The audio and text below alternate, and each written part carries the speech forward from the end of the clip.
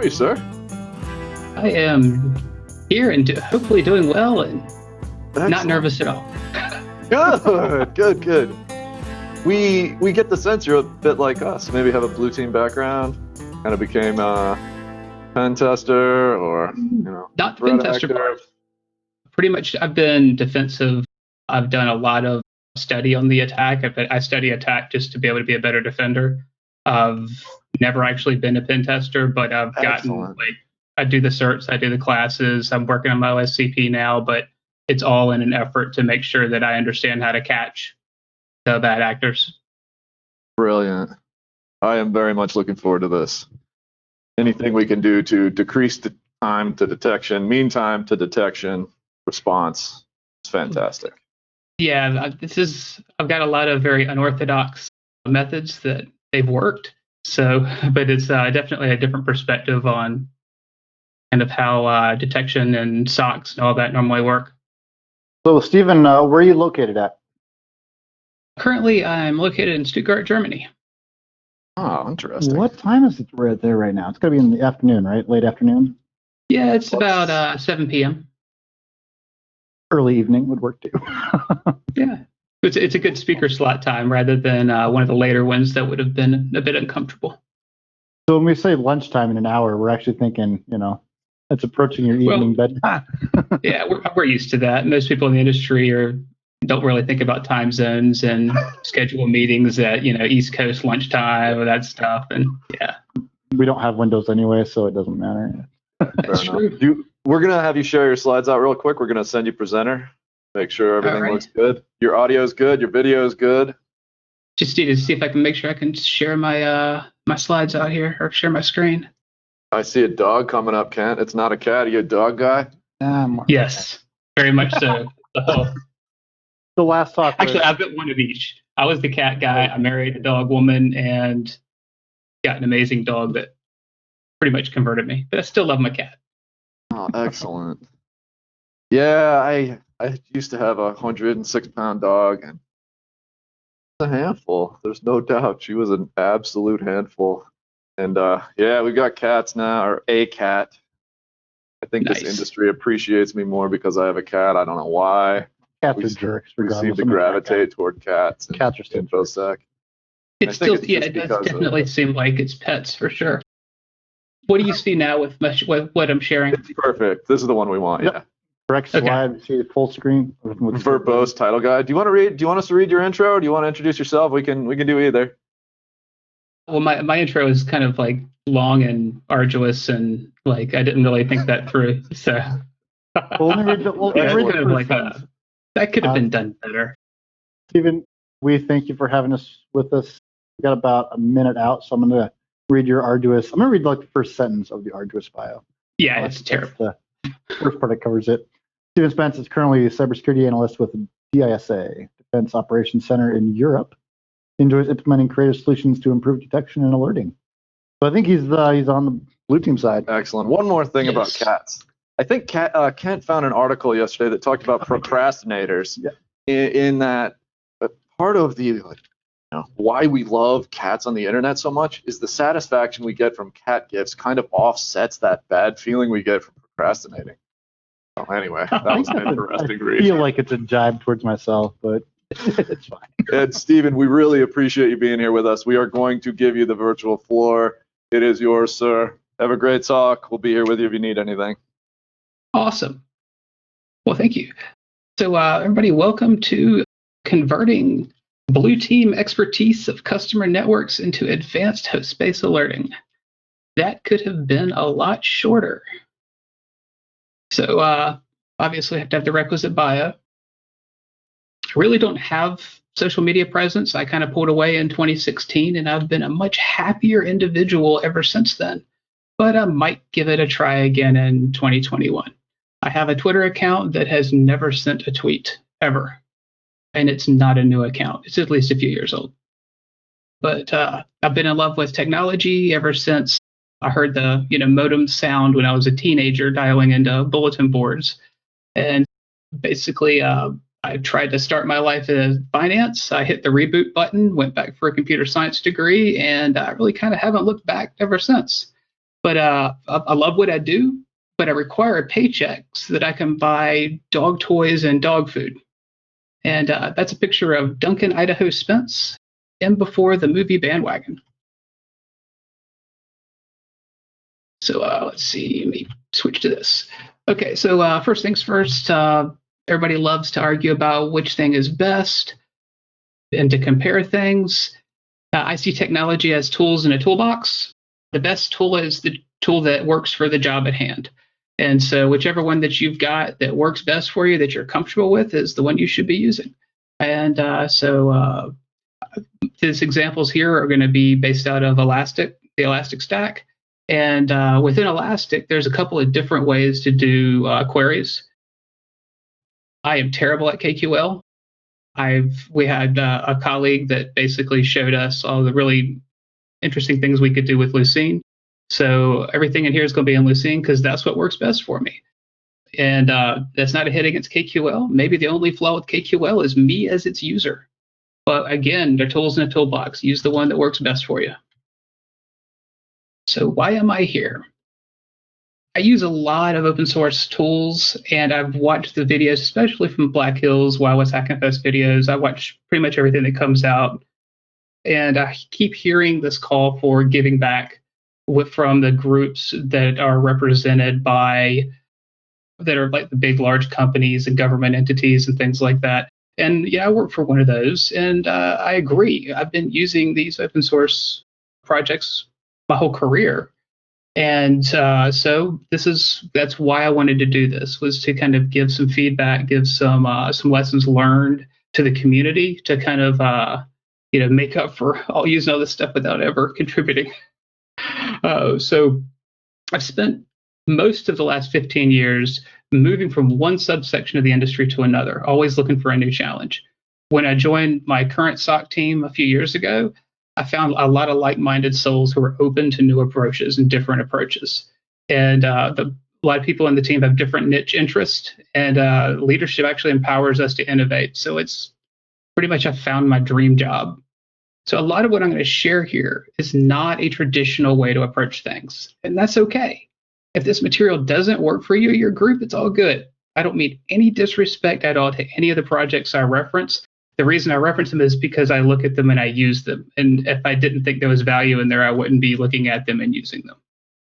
And I operate from a mindset that any entity that wants to attack my customer's network has already tested their malware on every security product and every signature out there. So the default baseline environment of what the industry says you should set up is the test lab in my mind for the attackers of my customers' networks. So I try to focus on detecting highly skilled and motivated attackers, and that's kind of how I approach signature creation. So kind of an overview where we're going with this. Basically, I would kind of separate this out into 4 parts. Kind of some basics. Are you set up for success? You have what you need for what you're going to write to actually work. Then we're going to cover for that. What you see up here is the PCQ. That's notation in computer science for what is known as the Hoare triple, and named after Sir Tony Hoare. He won the Turing Award in 1980, and we're going to come back to him later at the end, is what this man has contributed to our industry and technology and computers is astounding. I mean, his resume is it's pretty amazing. But really important thing is back in 2009 at a conference, he apologized for inventing the null reference and said it was his $1 billion mistake. So that's interesting. So okay, but the Hoare triple is a precondition, your logic, and your outcome, your postcondition. So if your preconditions are not met, your logic will never fire. So okay, the second set is going to be kind of some more advanced ways of looking at signatures, so looking at existing signatures and finding ways to make them perhaps perform a little bit better. The negative space is a different perspective on many of the ways that alerting is currently set up to work in the industry. it's right now, a lot of threat hunters will look in negative space. If you watch Jonathan Ham's videos from the last few Wild West Hackin Fest, he's looking in negative space with Zeek. That's the kind of philosophy that we can actually do alerting on. And we'll cover that. And then at the end of it, we're going to touch on some attacker behavior and tools and unintended indicators that are pretty much left behind. So let's dive right in. Are you set up for success? If you write a signature for events that will never show up, you've done at least two things. You've wasted time, and you've created a false sense of security. At best, you've colored all the boxes in the MITRE ATT&CK navigator and maybe won some buzzword bingo. If you think this is optimal, you're not part of the solution. So you must verify the dependencies for any alert that you want to fire, for any kind of signature that you're putting out there. Will the dependencies ever be met? Things like, are you getting script block logging? Are you getting the event IDs listed within the Sigma rules that you're trying to implement? I'm going to beat this. It's going to be a dead horse in an hour.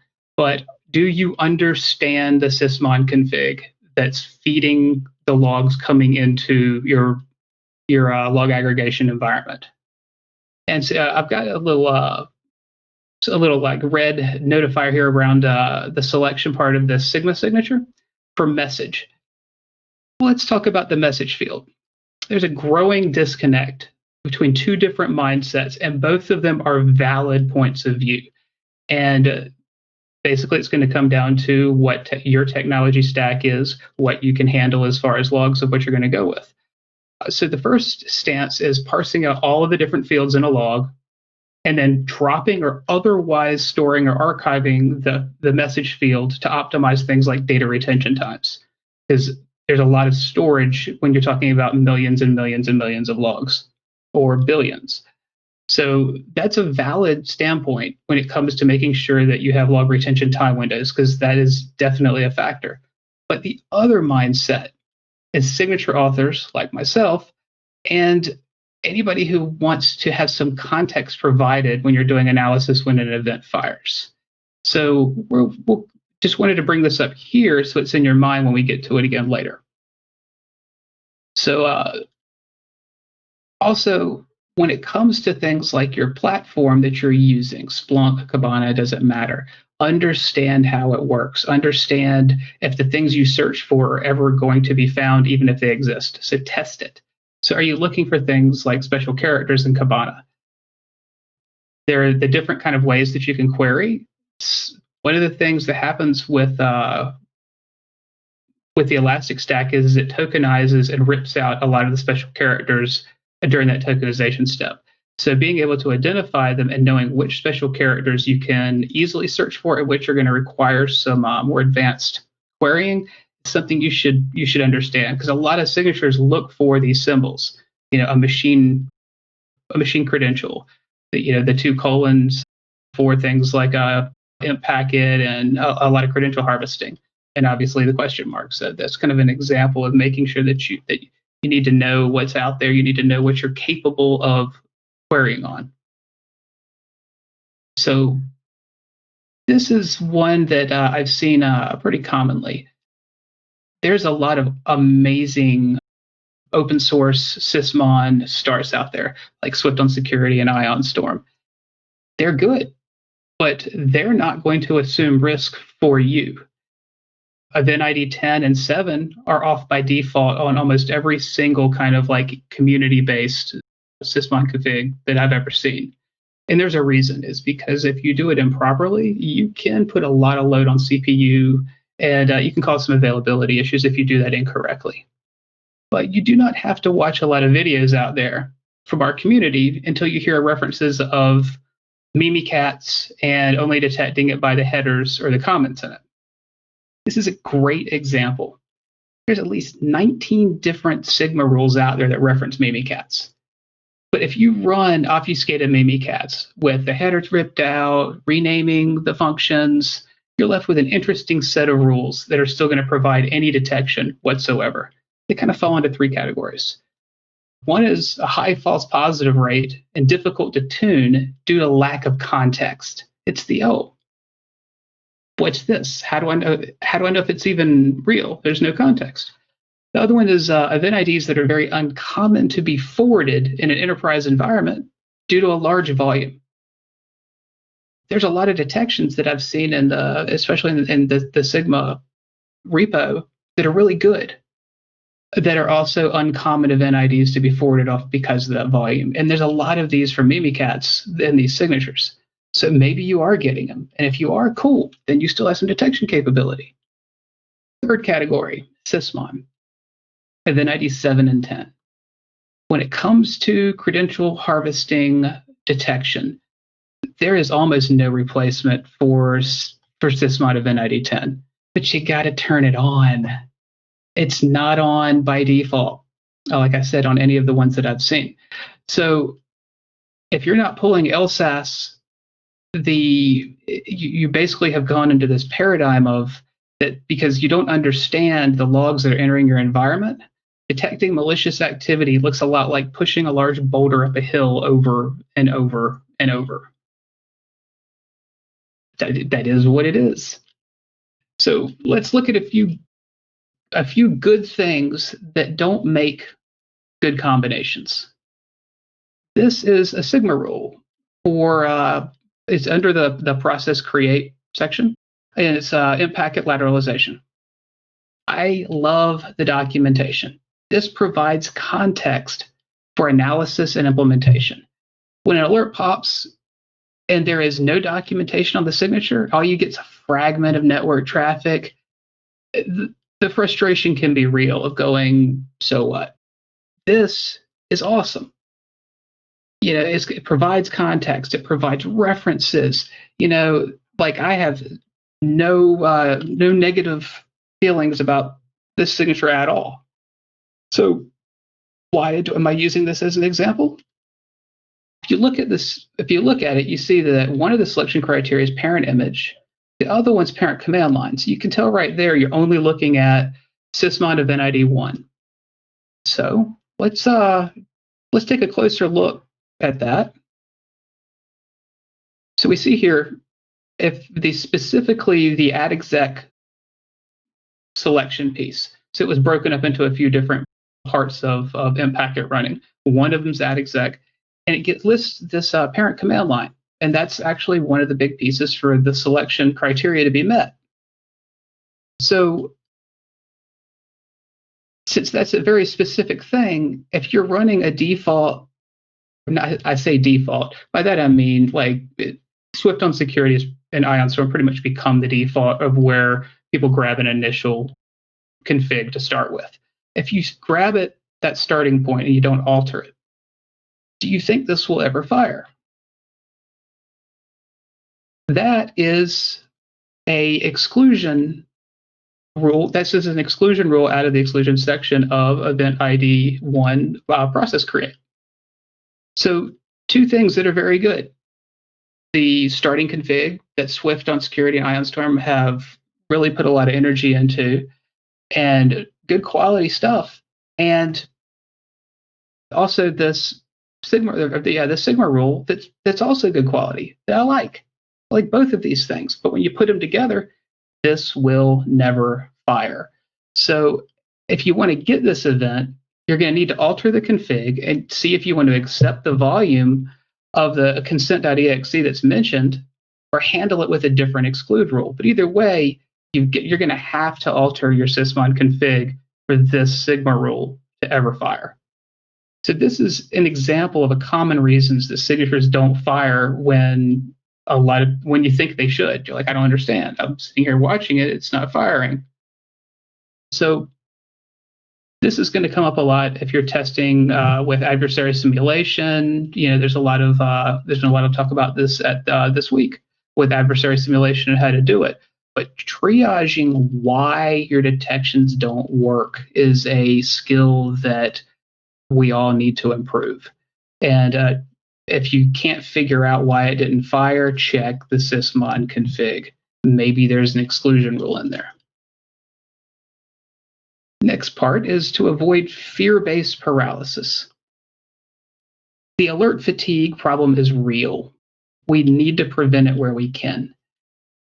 There's an acceptable level of false positives and noise that should be constantly managed. But some signatures produce noise at such a level that human behavior is going to kick in. Analysts stop looking at alerts that produce tens of thousands of hits in a day. And if that's the case and it's real, you're going to miss it anyway. So you need to do something about it. But the first part is acknowledge the concern.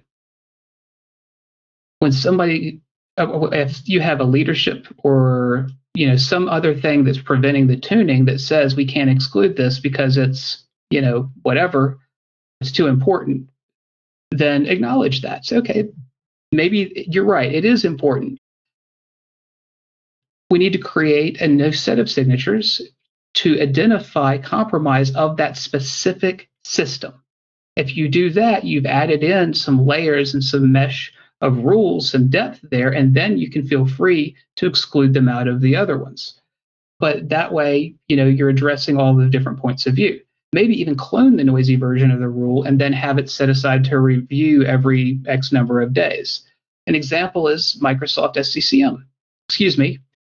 Endpoint Configuration Manager. They rebranded it again back in December of 2019, and I didn't realize that until I was putting together these slides.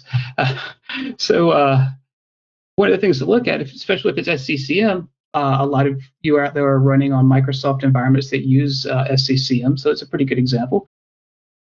Does it always come from the same host? If it does, can you mix the account and that host to do an exclusion? If you start looking at it like that, you're a lot less likely to exclude out malicious activity. Also, is there known activity times? Things like Linux, if you got cron jobs that are popping positives.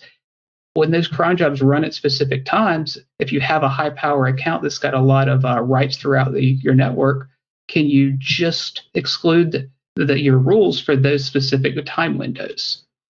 And that way you can catch it if it's compromised and it's being used outside of that time frame.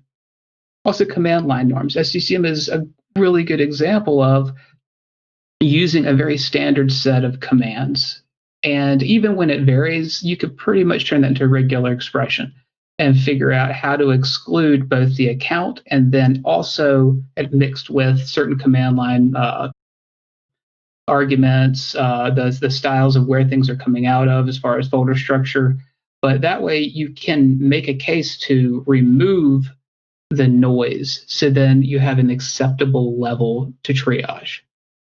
If you don't do this, you're just sitting and looking at a ton of false positives, human fatigue sets in, you're set up to fail. So let's talk about some fields. I was going to use the fun with flags, but fields works too. And so unless you've done some really solid field mapping, like work within Logstash, and you can do that. Event ID 4688 is the new process. It has different field names than Event ID 1 and Sysmon, even though there's some overlap in the content. Yeah, we know that Sysmon gives you a lot more data, but 4688 still provide a lot of good data in there. If you don't get both, that's fine, because that's a choice for log retention and things like that in some places. But if you do get both, use both. So you can either use Logstash to map the fields to the same names, like image and new process name, parent processes, create a process name, or you can cover all of the possible fields with some really fun Boolean work. And by that, I mean search every possible field name within the same query. So another caveat before I move on, I don't know what the threshold is between using in the free text area of like the discover part of Kibana, using string literals with Boolean ORs between them.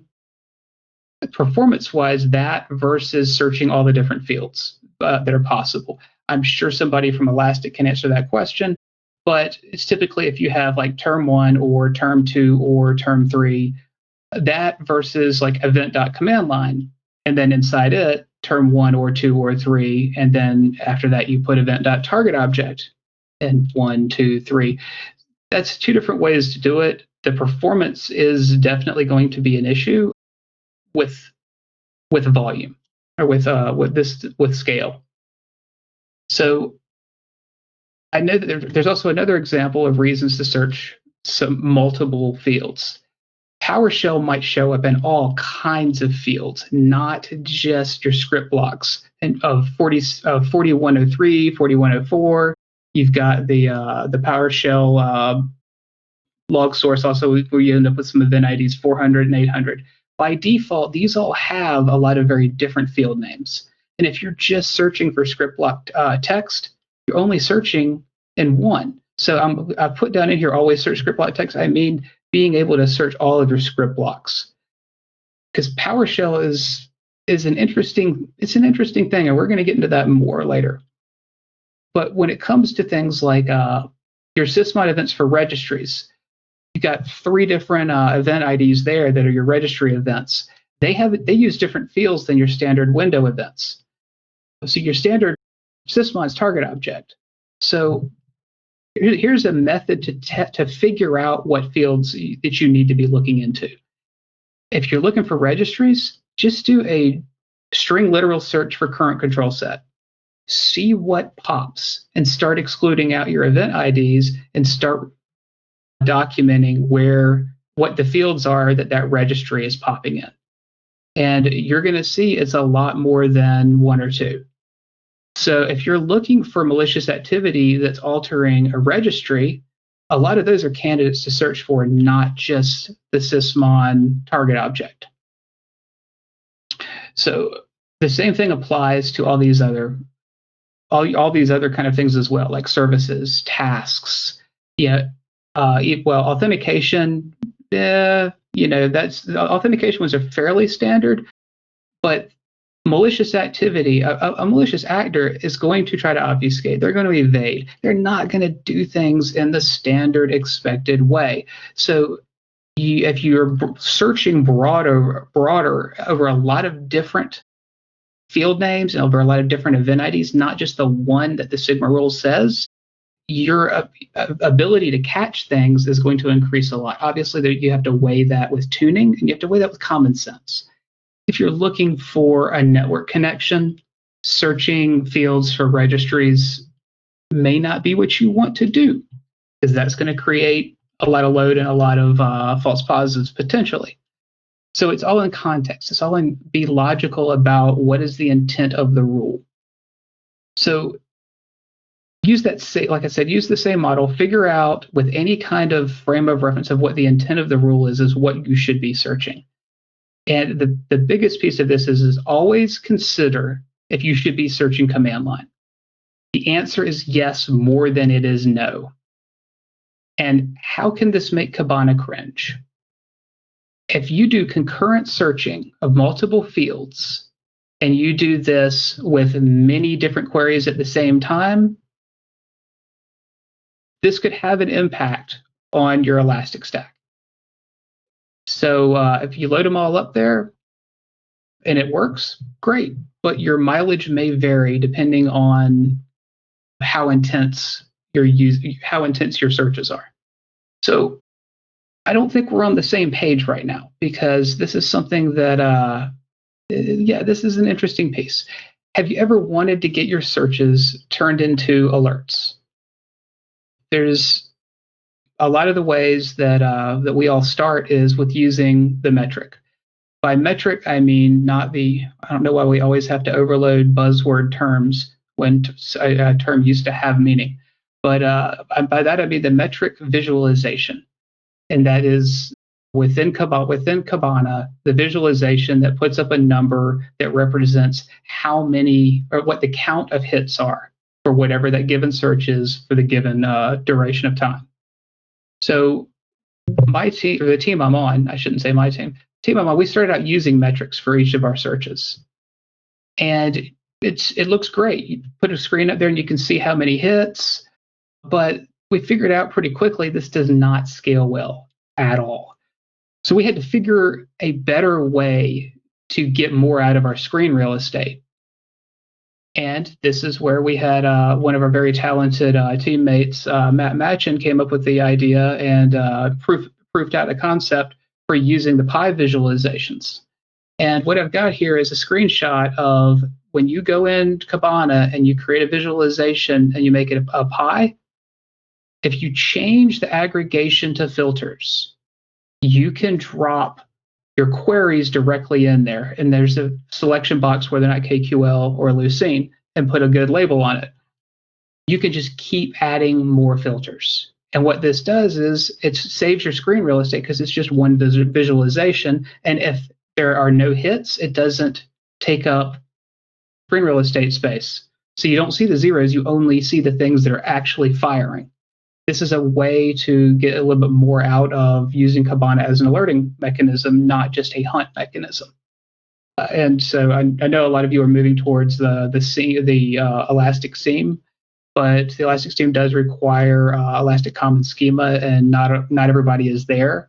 And there's a lot of different log sources out there that require a lot of manual work to get into Elastic Common Schema. If you load up maybe 200 or 300 filters into these pies and then put it on a dashboard and then set it to 24 hours, make sure it'll all load up. Or you can set it to a few days.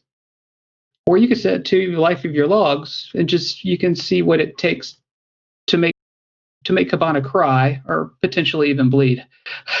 So how far you can go back before you get errors is something you need to know. You need to know is that this is where you learn to stop doing just string literals unless you have to, where you can use the fields. This is also where, remember I said something about the message field. If you still have the message field and you can search in one field rather than 15, maybe that's a lot more efficient. So again, it's going to come down to a decision that your group has to make with the technology and what you have on hand, what's going into your SIM, what's going into your through your log aggregation platforms, pipelines. All right, so now back to our regularly scheduled program. So you don't have to implement every signature exactly the way it exists in an open source repo. Sigma is like Snort and Yara. It's a normalized format so that we can all communicate as an industry with each other. But you can customize it and change what's in there when you implement it in your environment. And you need to be an expert on your customers' environments so you know how to make these customizations. But regardless of that, you should always ask, what is the intent of this signature? How would you evade it? So let's look at this example here. On the whiteboard, you've got a Sigma rule for exfiltration and tunneling tools. And it's looking at image ends with. There's quite a few Sysmon out there that use image. And again, you could use Logstash to take any of your other events and map it to the same thing. So, okay, this is what the intent is. So how would you evade this? I would just rename the process because this is just a string search for image. And okay, that makes it easy. So how can we account for that? Well, start looking at the spirit of the rule, and that's you're wanting to know if this is present. This isn't any other conditions. It's just, do we ever see this? So if that's the spirit of the rule, take a look at event ID 1. This is a screenshot from PuTTY. And there are other fields in there. The description field, product, company, original file name. I've seen a lot of rename rules look for original file name, but you don't have to use that one. You can use things like product, company, and description, and you should in some cases, and in many cases. So can this still be evaded? Yeah, it can, but you've added depth to it when you start using these. And so, all right, so no single rule is perfect. It takes a mesh of detections. But if you improve every single thing that you can figure out how to implement in a better way, you're improving the entire mesh. So is this a better question? So right now, the sample I've got here is very much truncated, and it's just a sample because you can use a lot more fields in here. You can put a lot more into the company, product, original file name. Basically, you just keep pushing out the OR statements by, just keep adding more segments of this query in there, and you're adding depth. So it would fire on company Tatha if somebody renamed Putty or Plink. So, but keep in mind the company and these fields, if you use it on Microsoft, yeah, it's going to fire a lot. So you have to apply some thought and some logic. So, if it's something that's a one-off, yeah, it's great. If it's Microsoft, maybe searching by company isn't the best. And I said that there's 15 or 16 images or events within Sysmon that use image. So it depends on what you've got turned on, how current you are with your schema and your implementation. You're getting the later ones. Have you ever looked at, or have you ever heard of an attacker renaming processes? Like, have you ever watched a video of any kind of pen testers talking about that? I think that you don't have to watch more than a few to hear somebody talk about renaming PowerShell. Like the comment on here, if you turn that into a drinking game, you're going to be in rehab. So the reason is it works. So many of our detections are based on simple string searches, antivirus detections, R detections. It's crazy of how easy it is to evade just by renaming things. But we can look for that. Also, there is value in seeing something, or a process that was renamed, even if like an EDR blocks it. Because if you pick that up on the inside of a network, even if it's a failure, you see something trying to enumerate through and iterate through evasion and bypass mechanisms. If you catch it then you can potentially catch it before more damage is done when they're successful. So that's why these are kind of high value, and these are easy. You can look at any event ID 1 and see these fields and just start with the and, where your tuning starts of what to exclude. So you start with, hey, PowerShell. Yeah, tune out where the image is PowerShell. And Microsoft Monitoring Agent by Microsoft also has the description of PowerShell. And Microsoft has a shocking number of processes that are really just PowerShell. So don't be surprised and don't let your knee jerk when you start seeing these things come up. Do the research, look at the documentation, RTFM.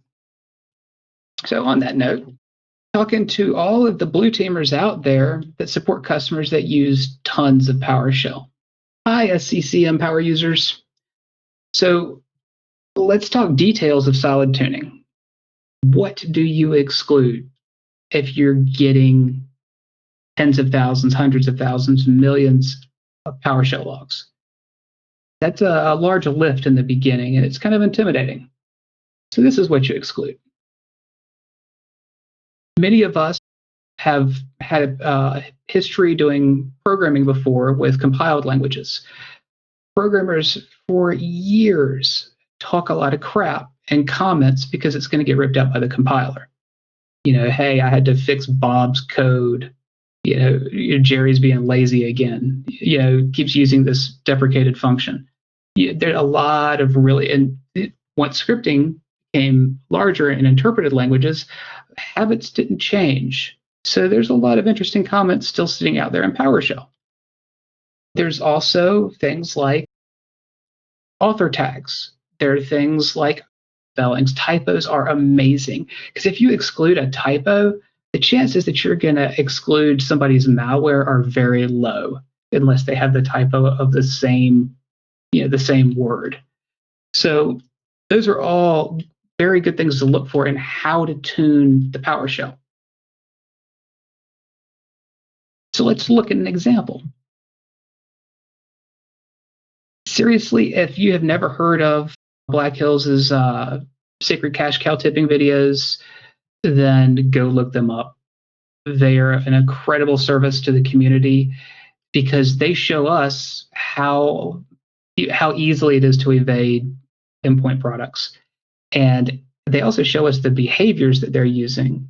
And we're not the only ones watching these videos. just because a red teamer does it doesn't mean an adversary is not going to educate themselves the same way. So always look for the underlying behavior. And that's been said, but I'm going to give some examples. So make sure, all right, let's see. So these videos here, do you remember when I said you should be searching command line? The answer to that is yes more than it's no. What do you see here? Copy and paste contents of PS1 file onto command line. That's exactly, this is not rare either. A lot of PowerShell is executed via command line, especially invoke expressions. So don't look at the URL or the file name. That's the sucker's game. That's the, hey, I've got a file hash. They went to this domain or this IP that can change in a microsecond. That's antivirus's job, that it can do that poorly, and you can look at the behavior. So what about this? Here's an example of how to look for that. So you, again, make sure you're not just looking in your PowerShell logs with your script block text, but also your command line. And then you tune out what hits. You start grabbing the commonalities. Here's, the talking crap comment, fixing what that person checked in, a typo in a date, author tags. Grant Fritchie is an amazing Microsoft DBA who contributes a load of scripts and a load of information to the Microsoft SQL community. So you potentially will see his name when you've got smart DBAs that know not to reinvent the wheel when somebody else has already done it very well. But you do this, and then you look at what remains. You look at this data set and you go, where are the similarities? Like, what's my next step in tuning? If you're getting a lot on the command line, and a lot of them are event ID 1 from the command line, event ID 1 also has a current directory field. That one can be really powerful for tuning, because you can see something that comes out of a very specific current directory, and you can tune that, and you can exclude that current directory. And again, these are all one-offs.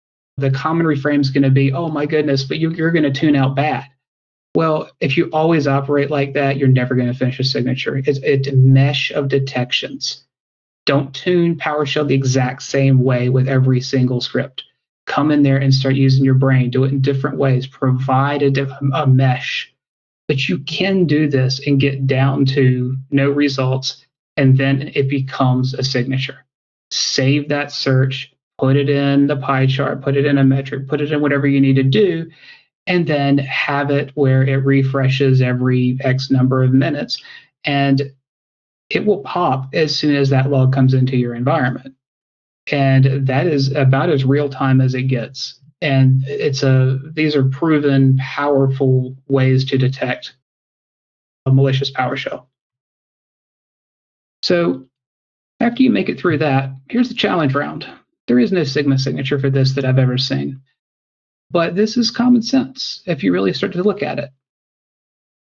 What behavior, attack behavior right now, and this is not going to change anytime soon, is to sideload DLLs, and to do it through using invoke expression so that it doesn't ever hit the disk and it stays in memory. There is one primary way to do that, and that's reflection. Reflection has been around for a long time. Java introduced it in 98 with Java 1.1. Actually, it was 97. And 98 1.2 came out that allowed modification at runtime. And allowing modification at runtime is when the side loading starts. And so many attacks use .NET reflection, but it's not the only language that uses reflection. But this is the primary one right now, is the C# tools out there that are side loading their payloads into directly into the .NET framework. You can search for this. You can tune it out. It may take time, because guess what? Everything else does this too. A lot of your SCCM things do this. A lot of PowerShell scripts out there for inventory management systems do this. It may be a lot of tuning, but if you do this, and if you catch an attacker, if you catch a red team, then they're the ones that come back all the time. If you catch an adversary, you never have to disclose how you found them. But in the purple team event, when the red team goes, oh, you did what? Next time they'll use Python. On that note, I had a lot of history in my career before I became a SOC analyst years ago. I did a lot of work with software assurance, teaching programmers how to do secure coding and learning from them when traditional security kind of had it wrong. It went both ways. It was an amazing experience. If you've never heard of the OWASP project, it is, if that's the one thing you can take away from this, then hopefully that will provide value to you. So software security has been around for enough years where a lot of programmers have heard of static code analysis and code security standards. Malware authors don't care about software security, and testing tools abuse the principles in order to function as intended. So my example here is eval, because this was one that got beat like a dead horse for pretty much every time I ever had to look at JavaScript. So eval, this is a quote that's actually not from me. This is from the OWASP project. The eval function is evil. Never use it. Needing to use the eval usually indicates a problem in your design. I basically sum that up as poor life decisions. So what happens if you look for eval? You're going to find performance evaluations. You're going to find testing of products. So now it's time to start tuning. And so if you could either tune, or you could just make it a different search and look for JavaScript and eval, or script and eval. As soon as you get to no hits, this is a valuable one to save. It's going to surprise you one day when it fires. And you will have caught something in a way that, like I said, it'll be educational. If your customer's network has this and it's legitimate traffic from their internal programs, then you have an opportunity to educate and introduce them to OWASP, introduce them to secure coding standards. There's an open source tool out there called Find Bugs. It works, and it works well. It was actually the open source project that Fortify started with before they kind of went their own different direction, and then HP bought them, and like that's a paid for tool. But for free, Find Bugs it was good. I haven't used it in a few years, so hopefully I didn't put something on there that's totally outdated.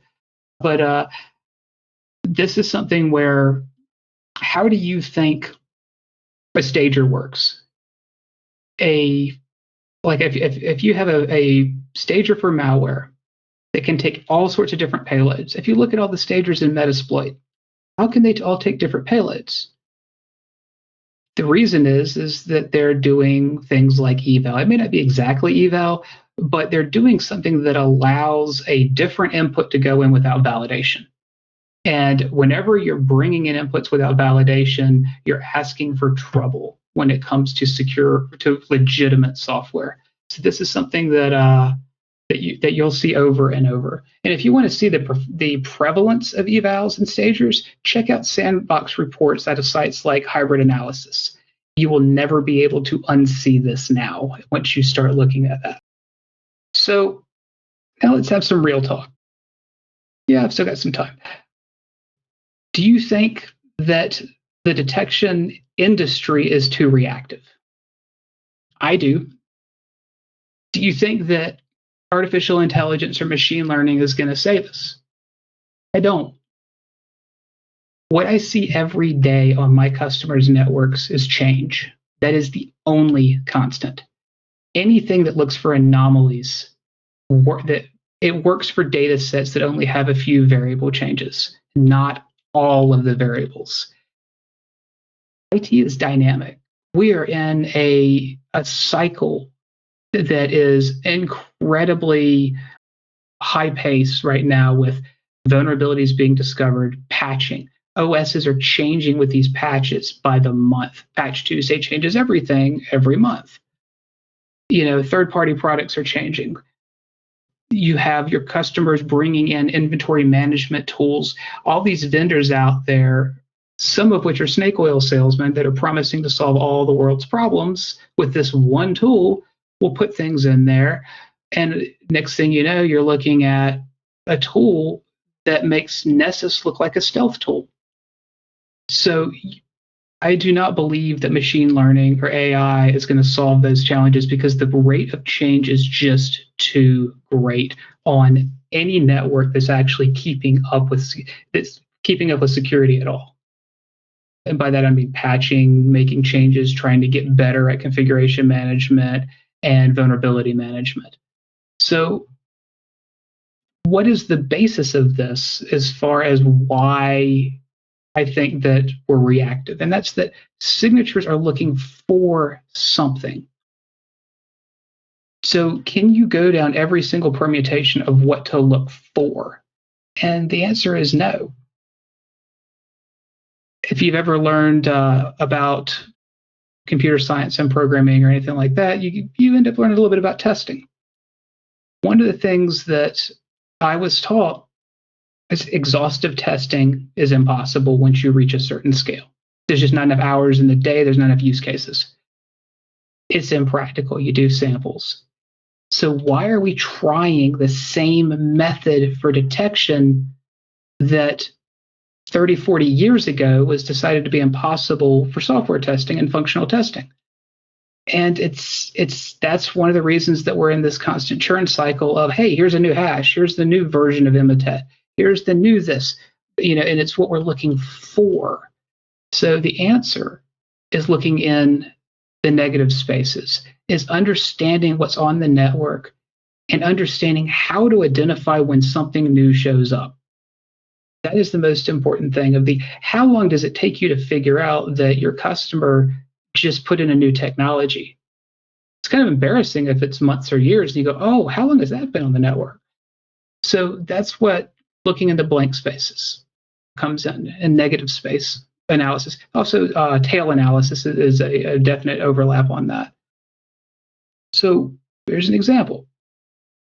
What can you look for other than IPs and images for network signatures? Because, hey, it's all just a bunch of IPs and domains, right?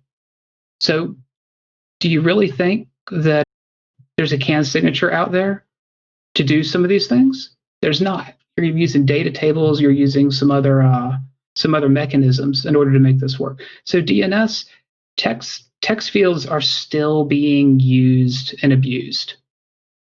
So do you want to look for DNS cat? Do you want to look for malleable C2 coming out of Cobalt Strike?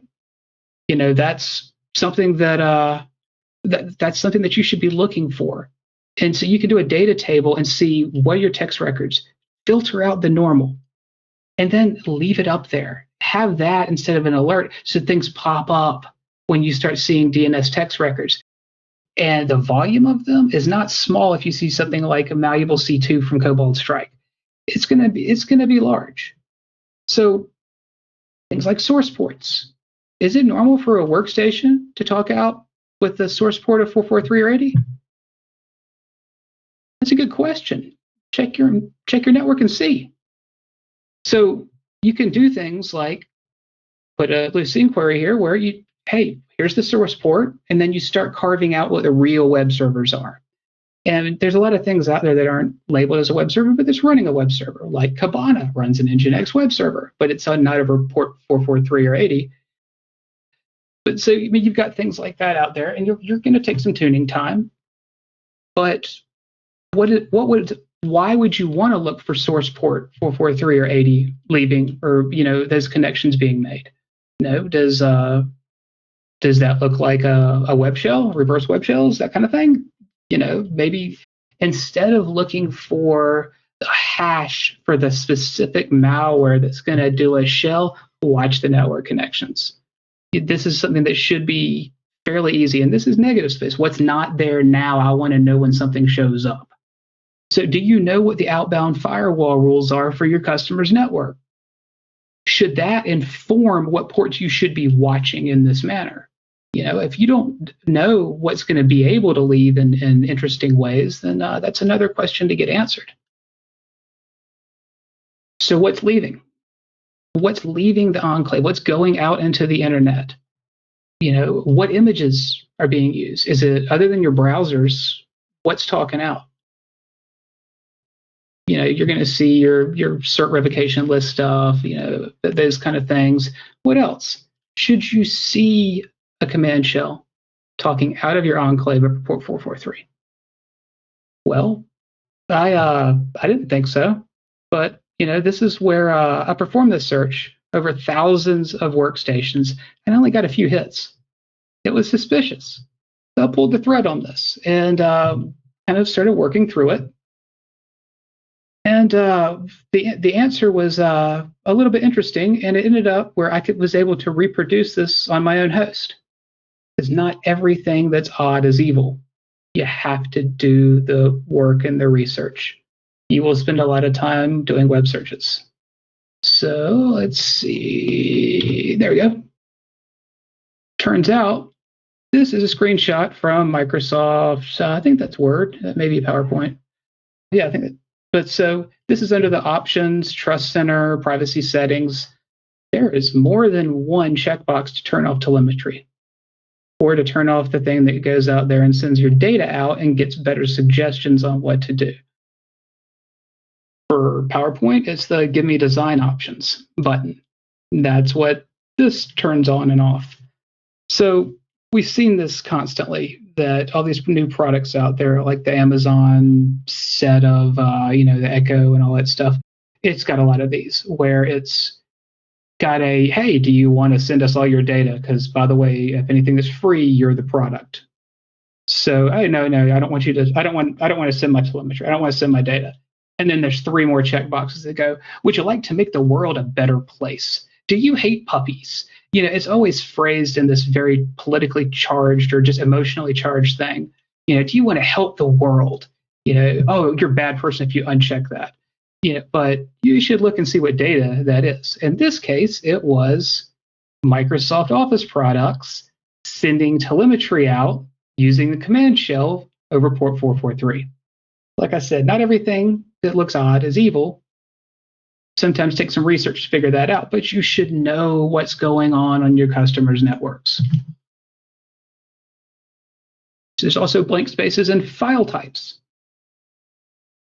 I have to caution that you can really do bad configs with event IDs on file types. There is a lot of things that do a lot of caching, that do a lot of file writes that are not, they're not quiet. So test.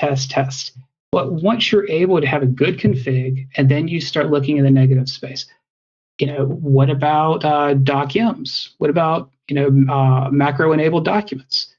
Are they still a thing? Do adversaries still use those to get people to download some payloads?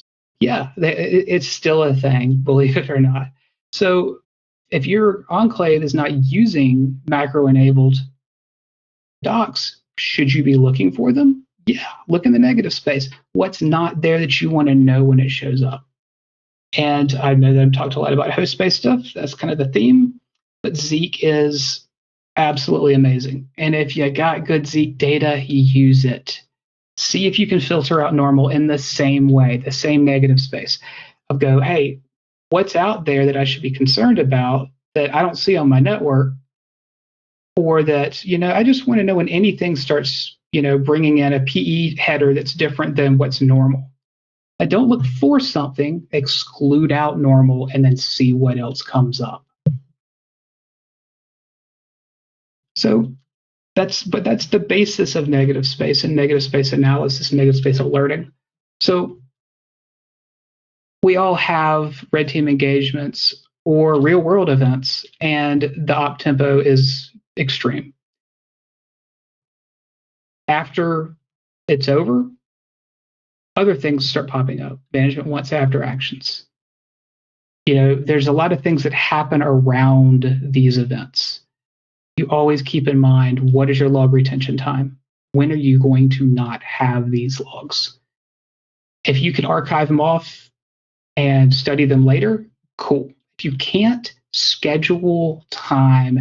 Take a few days where you still have the events and you can compare it to what normal looks like. Because there's a lot of brilliant red teamers out there. There's a lot of ways they can instruct in purple environments to show you what they did and to help you write alerts. I will say only a few of them actually know exactly what those tools are doing. The rest are hitting buttons. So you need to take that set of data and you need to look at everything you can for anomalies. Anything that pops up that is spiking out of norm. What processes were run, what ports were run, what pipes were run. Because there's a lot of actions out there that you're never going to see a CAN signature for, because it's the operating system doing operating system things. And I'm not just talking about living off the land binaries and scripts. I'm just talking about standard behavior. Things like, does your vulnerability scanner do netstat NAOB, ANOB? Does it even matter what order those args go in? It doesn't. But human behavior sets something to where people are creatures of habit. They're going to do the same thing over and over. So if you take these commands and you see that the red teamer, the attacker, did them and just did it in a different way, can you tune that out and make that negative space and make that an alert? If my admins always do NAOB on netstat, how cool would it be to look for netstat and then trim out the NAOB and see what else uses it in a different order or different switches? Hey, Steven, that's the kind of thing. We're right about at time. Okay. You have the advantage because we're going to be switching to track 1 for the lunch hour for the main track over there. So you got about a couple more minutes here, but just wanted to let everybody know you can switch over to track 1. I'm going to let Steven here finish up. He's got about 3 more minutes, and then he can reconvene over at track 1 for the lunch hour. Steven, it's been a pleasure. Thank you so much. I learned a lot, especially, we do a lot in Sigma as well. So it's awesome talk. I appreciate it very much. I'll give you the last couple minutes here. You got until right at the top of the hour, and then everybody's going to be switching over to track 1. Have a great afternoon. Awesome. Thank you. So Thank you. Actually, this is second to last slide, so that's perfect. So that's right on time. Some of the things to look for is also what processes that typically come out of System 32 are not going out of System 32. That's something that you should look for. Look for any kind of commonalities of, a legitimate process that all of a sudden started running out of a different path. Those are all things to look for. And since I'm about out of time, I'll leave you with this. So I mentioned earlier that one of the founding computer scientists of our industry, he in my mind is a legend. There's a lot of us out there that, and this has been mentioned more than once during these talks this week. If you feel like you're overwhelmed with all of I'm going to buy a product and I'm not going to fund a person to configure it, we're not going to take the time to tune it, we're just going to throw more and more products out there. That's something that's a systemic issue with our entire industry. So on that model, if you think this is new, it's not. So when Sir Tony Hoare gave his acceptance speech for the Turing Award, he had a parable in the end, and it's too long to read for this kind of presentation, but I've got a link to it here. It's called The Emperor's Old Clothes. I encourage you, if you ever are feeling overwhelmed by this kind of paradigm and by this kind of silliness, to go and read that. And I think that you'll get it'll make you feel better when you realize that back in '80, this guy totally saw this and had this very satirical way to express it. And I can't use words as eloquent as this guy did, because how many computer nerds get knighted? That's just kind of how much of a legend that guy was. But I'm going to switch over to